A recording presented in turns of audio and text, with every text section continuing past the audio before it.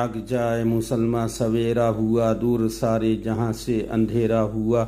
बुलबुलें कह रही हैं कि ये क्या हो गया, इस जहां का निगहबा कहाँ सो गया।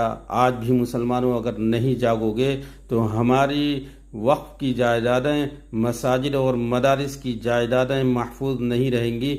इसलिए आज बहुत एक्टिव होने की ज़रूरत है। ज़्यादा से ज़्यादा अपना एहतजाज दर्ज करें इस ईमेल के ज़रिए, इस लिंक के ज़रिए, हिंदी और इंग्लिश में। अभी तक अगर आपने ईमेल नहीं किया है तो अभी 2 दिन बचा हुआ है। आप ज़्यादा से ज़्यादा शेयर करें और ईमेल करें और एहतजाज करें कि हम जो है इस बिल के ख़िलाफ़ हैं। ज़्यादा से ज़्यादा तादाद में सब मिलकर फ़र्ज़ समझकर करें। आज सबसे ज़्यादा ज़रूरी काम यही है कि आप ज़्यादा से ज़्यादा ईमेल करें। न समझोगे तो मिट जाओगे।